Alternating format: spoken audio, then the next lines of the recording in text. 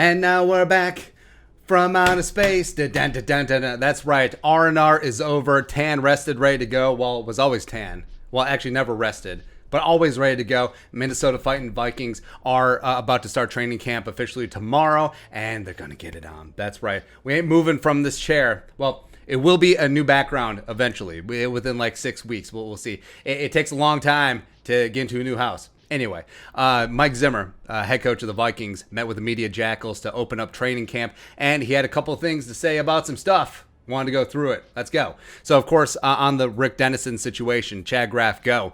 In explaining why Rick Dennison remains with the Vikings, Zimmer noted his 40 years of coaching experience and said he felt that it was important we use him as a resource, but also give him a chance to work.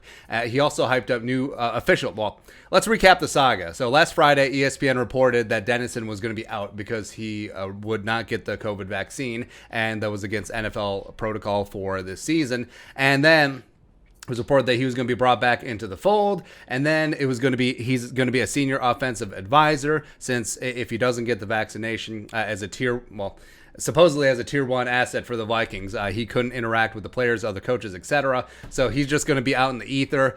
Rick Dennison is just going to be firing up the iPad and joining via Zoom or whatever. But Phil Rauscher is going to be that guy hands-on on the offensive line. I'm pretty fired up about Phil. I think that he could be a young up-and-coming offensive line coach star to work with this young up-and-coming offensive line full of star players. Let's go. Let's go there. So in a roundabout way, it still worked out. We wanted Rick Dennison gone, not necessarily under these parameters, but essentially he's out of sight, out of mind, and Phil Rauscher is going to be that dude. On Danielle Hunter, Courtney Cronin, go. Back during minicamp, Danielle Hunter said he wasn't going to rush himself into football shape coming off of a neck injury that cost him the 2020 season. Mike Zimmer said Hunter will practice tomorrow. Now, they don't go full contact until next week, but it would be nice to see Danielle out there getting in some positional drills and just starting to get reacclimated. And, of course, you don't want to go too fast too soon.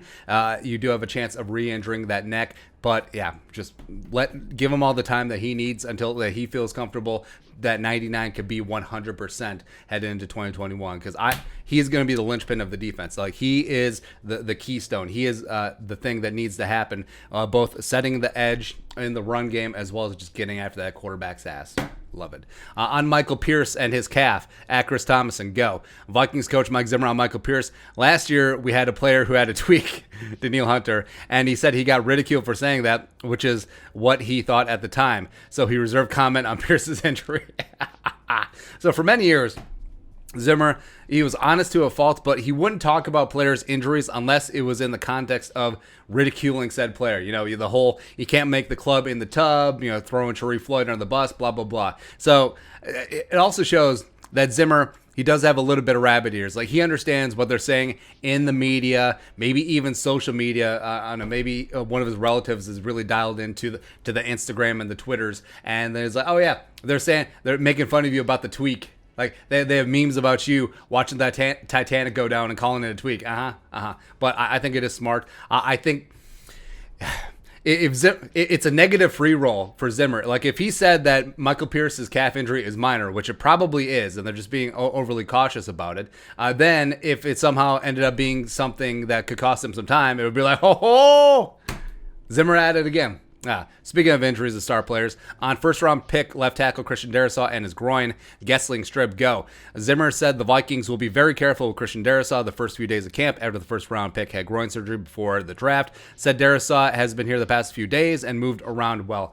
So they're going to take it super slow with Darrisaw. It wouldn't shock me if Rashad Hill starts the season at left tackle, but if Darrisaw gets some significant first-team snaps, if he gets into the preseason and he looks good, I think that he certainly does have the talent to be able to start right away. But if I was wagering on one rookie offensive lineman starting, it would be Wyatt Davis no matter what at that right guard spot over Dakota Dozier, especially since Dakota Dozier's biggest advocate, Rick Dennison, is sort of out of the fold as of now, except for on Zoom calls. Great.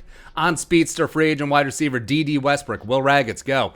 Zimmer, we have to be better in special teams. We have to create more explosive plays in the return game. That's part of the reason why we signed D.D. Westbrook. And D.D. is a phenomenal punt returner. He has the most punt return experience of anyone on the roster in the National Football League. And they did talk up KJ Osborne separately. Zimmer and Rick Spielman did. So I think KJ could make a push to make the roster. I think that D.D. being in the fold now sort of complicates things. Also, you have ISM and Chad Beebe and Olabisi Johnson.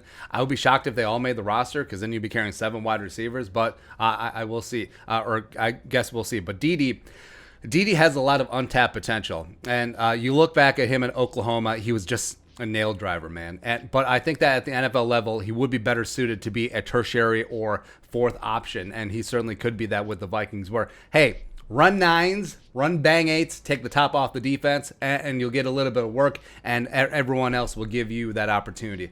Lastly, on expectations for the season, Chris Thomason, go. Vikings coach Mike Zimmer on what his message will be to the team entering training camp. We've got a good football team, but we got to go out and prove it. Absolutely. Like, on paper, this is the most talented team that I've seen in my lifetime, possibly. And that's just a little bit of hyperbole. But on paper, this team is jacked. It is stacked. It is ready for revenge on the rest of the National Football League. But you got to go out and do the work. You have to gel in training camp, get together in preseason, and hit the ground running week 1 in Cincinnati. Get it done. 13-4, wanting some more, win the NFC North, beat down Aaron Rodgers and the stupid greasy grimy Green Bay Packers, shun the Bears, and then take the NFC, hoist that Jerome Bardi at the end of the season. Woo, woo. I love it, man. I love this stuff. It's like Christmas in late July. Let's get it on. But your thoughts on our thoughts. Zimmer's introductory press conference for training camp. Let us know in the comment section below. Subscribe for daily Vikings takes. Want to support that work post on the Venmo. But until next time, Skol, production value.